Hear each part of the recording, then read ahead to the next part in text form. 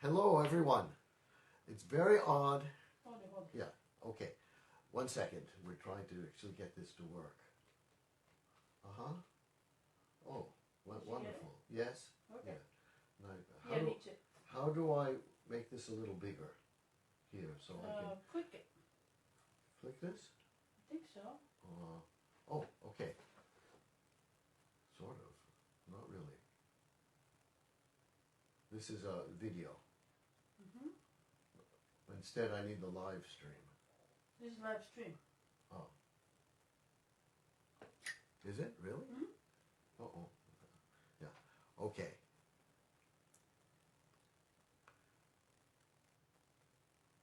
Hello, everyone. I hope that you are all in good health and are safe. I was thinking, what can I do at this moment of great uncertainty, this moment of really great danger to the world? I think that the world has not faced this kind of dangerous situation actually since I was born. And it's a situation where we have to stay apart, and yet we need to feel more than probably any time in the past a sense of community. So I thought all I can offer is what I know, and that is about music and about the clarinet. So this is a trial live stream. I would like to have anyone, anywhere in the world, who has a question about the clarinet, about music, to actually send a question to me. Oh, 1 second. Some people say no sound. Oh, okay. Let's... Should be. Uh-huh. Everybody. Can you hear me? I heard some people said that there was no sound. Let me go. Jackie, can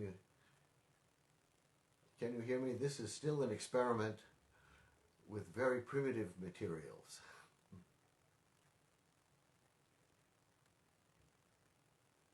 Okay. There's no sound maybe. Oh. Sound is good. Sound is good? Yeah. Okay. Okay. Okay, good. Please, everyone, Yeah. let's make sure that you can actually hear me. Yeah? See you. Yeah? It's all right? Mm-hmm. Okay, good. That's great. In any case, what I was saying is what I can offer to the world of the clarinet, to the world of music, is what I know. So I would love to have anyone in the world send me questions that you have about the clarinet, about music in general, about a specific piece, and I will try to answer as well as I can.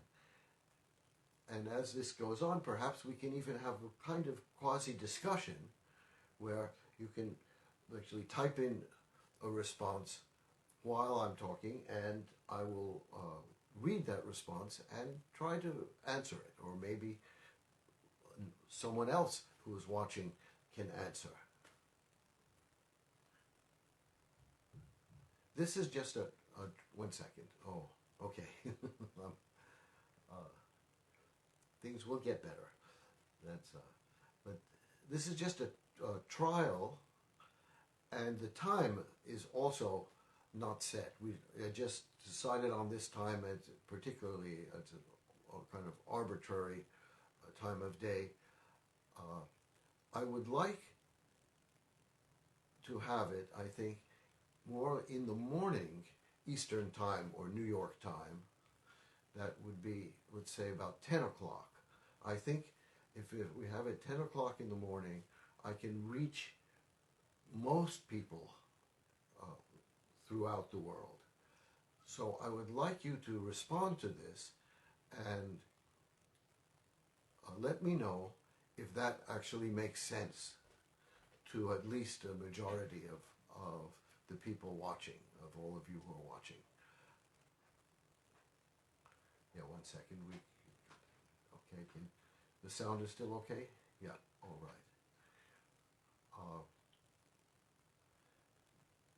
So once again, please let me know if the time of 10 o'clock is good, and then I will actually pick a particular day.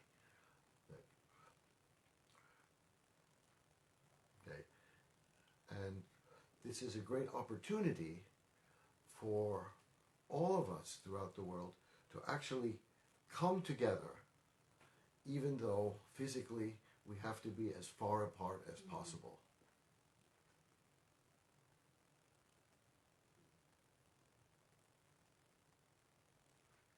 Some people don't hear and you. Some people don't hear. I see. Okay. I'm very sorry about that. Let's. Yeah. Okay. So right now, what I would like to do for all the clarinetists who are in the audience is just explain a couple of the very, very basics of the clarinet. Then the first has to do with the embouchure.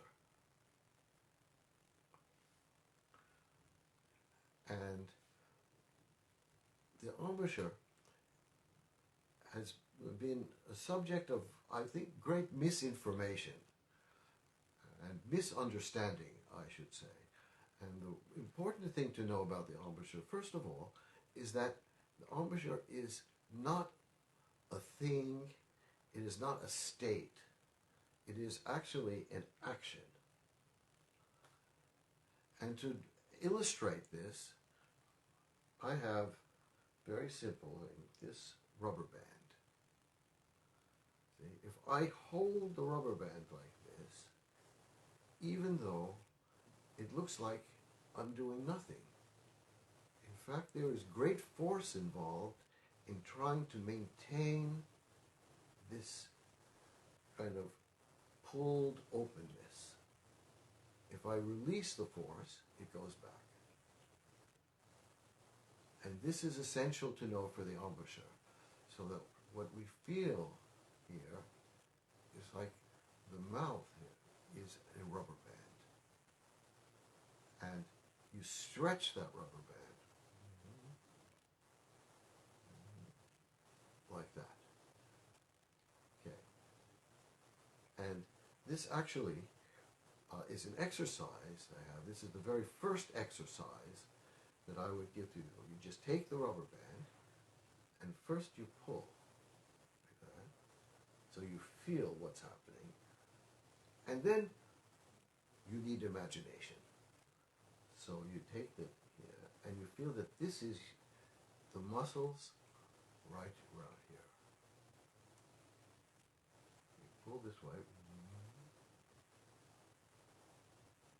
and there's something more to understand about this, is that our jaw moves this way.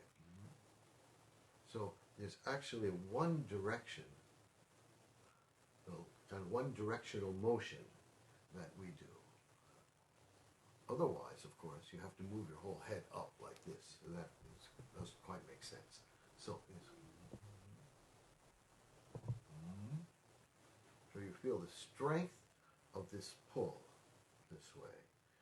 So, and what that means is that the embouchure actually requires a great deal of what we can call isometric force, where you're actually pulling. You're not simply opening, but you're sort of pulling against jaw pressure, which wants to go back this way. Okay, together with that, it's important to feel what's happening inside the mouth. And that is the most difficult thing for a teacher to explain, because of course it's out of our sight. But we can try to feel it. And to feel it, first you have to feel that there's a he, e, e, e, and that the back of the tongue is always sort of, again, pushing this way, e, up and widening, yeah. So you get a kind of yeah, and the front of the tongue, it pulls down, yeah, and creates a kind of spoon this way. And to feel that, you can take this rubber band and you pull it, and at the same time you sing. You try to go as high as you can.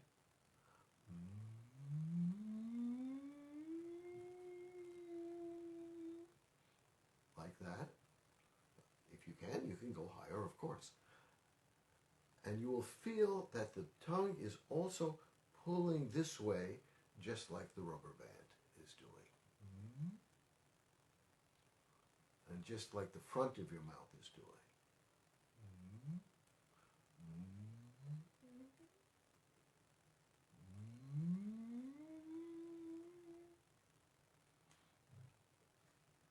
So, this is the very first exercise, and together with that, there's one more exercise, where we take the reed this way. It doesn't have to be a reed, it can be anything, in fact, that you can put in your mouth, but a reed kind of perhaps makes the most sense. And you just put it, and you pull it into your mouth. Like that. So you're kind of making an embouchure. And then, just like you did here, you sing, and you stretch your mouth.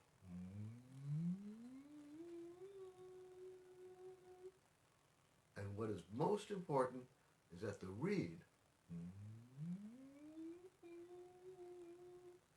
as you open the mouth up, doesn't go, but actually goes up.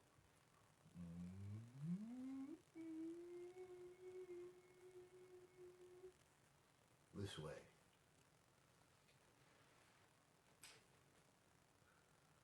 You see.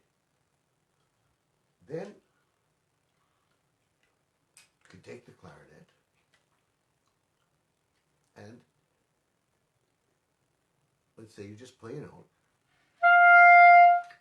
like that.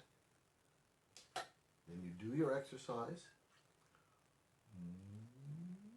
Oh, you know, I actually forgot a part. I have to backtrack. The jaw here should open. So if you take your fingers and you put this way, you just go ah, you feel that there's a space. So it doesn't bunch up this way, but ah. And then you go So together with this,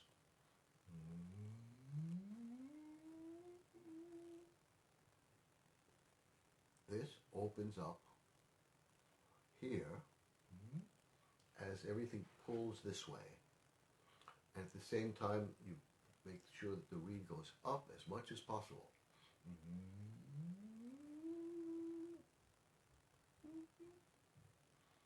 Then you take your clarinet and you can still feel here, you only need one hand.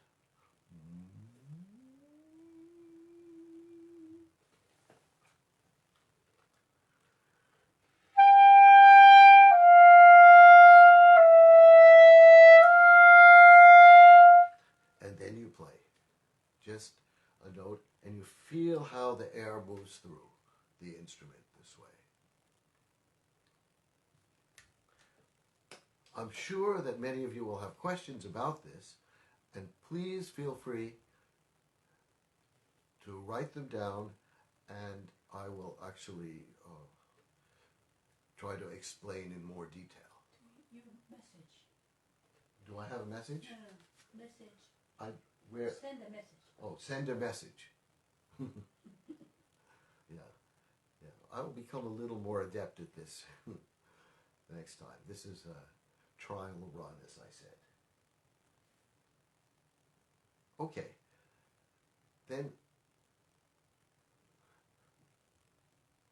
the next most important thing has to do with understanding the registers of the clarinet.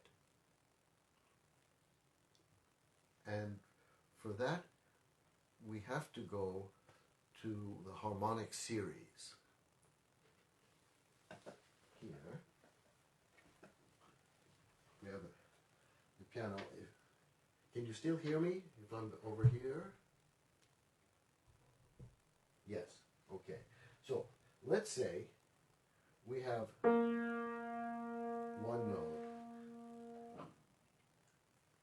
Now that note, of course, the fundamental pitch will contain harmonics. In fact, an infinite number, theoretically. And if we take our finger on the string, if we touch in the middle, we actually get the octave, which would be the same as just holding that octave there. If we touch a third of the way,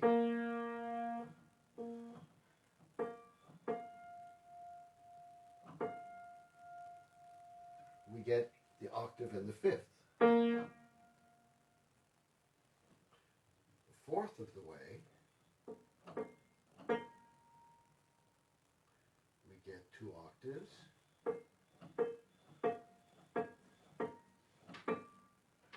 There we get the fifth. And we can continue on to get higher and higher partials, or higher and higher harmonics. We often call these harmonics partials in English, and if I play, the clarinet also has partials. The significant feature about the clarinet is that if we figure that the first partial is the fundamental note, then it will skip the even partials, basically. There's a reason for that, and I will explain that in another of these live streams. But it's clear enough to say right now that we skip the octave and we go to the 12th, which we call third partial.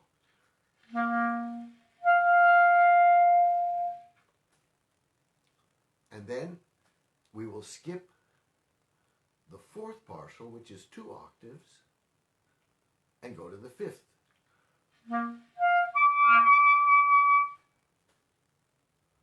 We will skip the sixth partial, which is 2 octaves and the fifth, and go to the seventh partial.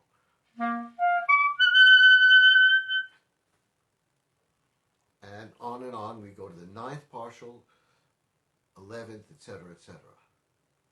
Now these partials correspond to the different registers of the instrument. So we start here, and then that's all first partial. We move again to third partial, and we can go a little higher. On instrument like the bass clarinet, you can actually keep going up on third partial, and there are usable notes. But basically, after we go to the Do or the C, there we go to fifth partial. Fifth partial we go, can go to there. Then we can go to seventh partial. Let's say we start on what should I start on? I'll start on the long F.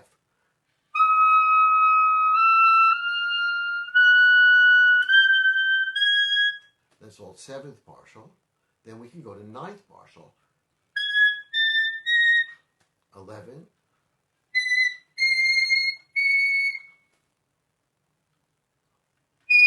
13. And etc. Okay.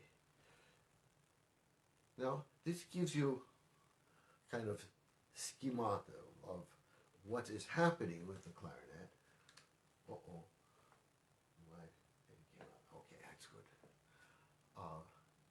Now for the important part. The clarinet works in a way very analogously to a string. And the reed, the vibration of the reed, changes just like the string when you play different harmonics changes. So in other words, when you're playing a string, when the string is vibrating, the first partial or fundamental note, it vibrates in 1. When you touch the middle, it will vibrate in 2 parts. You touch a third of the way, it will vibrate in 3 parts, etc., etc., etc. Now what you have on the reed are nodes which correspond to the nodes or standing nodes on a string. And what that means, very simply, is that if I take pressure here of where I'm pressing the reed, with it's basically the pressure of the teeth under the lip. This is going to be hard to see probably, but that, if I move down, I will get the third partial. If I move down farther, I will get the fifth partial. I can keep going. That way I get to go up to seventh partial. So you can play.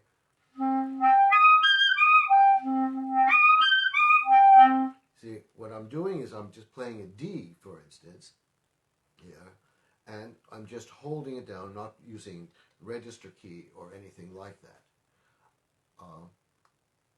And because I'm playing in different parts of the reed, I'm sort of touching, I elicit different harmonics on the clarinet or different partials. So, then, in fact, this can pull down. You can pull down, and then can keep going down, or just like on a string, and this is a very important point, on a string, the harmonics are symmetrically located on the string. So, of course, the second harmonic is only one position. The third, or I should say the first harmonic, second partial, I'm sorry. The third partial, or second harmonic, the 12th, has 2 positions. So you can actually elicit one place there or one place there. I can demonstrate it on the string. If you say, let's say we take that again, and now we're taking the C.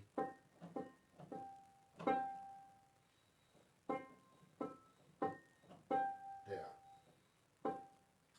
Those are the 2 positions on the string which will elicit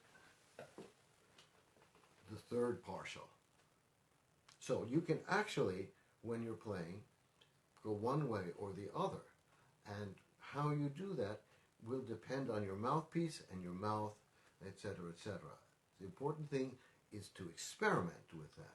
So, for me, for instance, I will keep going down,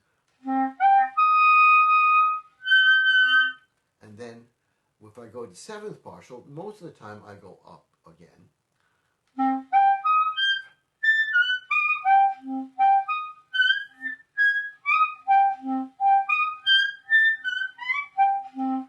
That way. That gives 7 all the way to 9. This way. So, I play here. I go down. Fifth partial also. Then most of the time I will go back up, seventh partial. Then up. Up. That way. So in other words,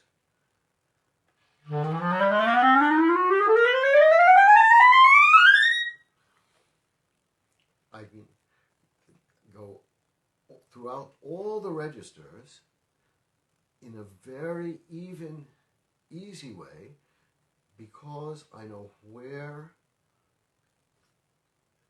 to elicit the proper harmonic on the reed, or the proper partial on the reed. And that gives me tremendous control.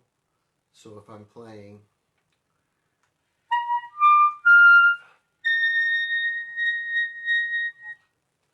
I can play those very high notes, and I do not use very much pressure.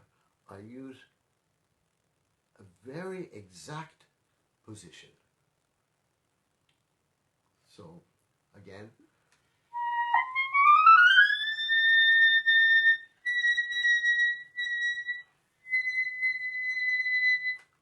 and I can play them at any dynamic. Now, I can do that. All of you can do that as well.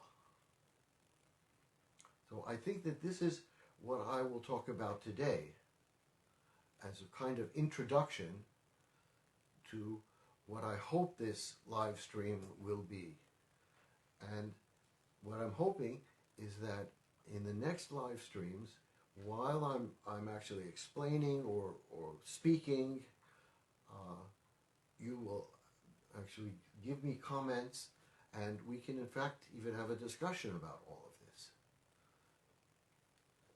So, I hope that you could hear me, and once again, please be well, be safe, wash your hands very frequently for at least 20 seconds, and I hope to be with all of you soon again. And just once again, let me know if that 10 o'clock time in the morning, this is New York time, works for at least most of you. Okay, thank you. Take care.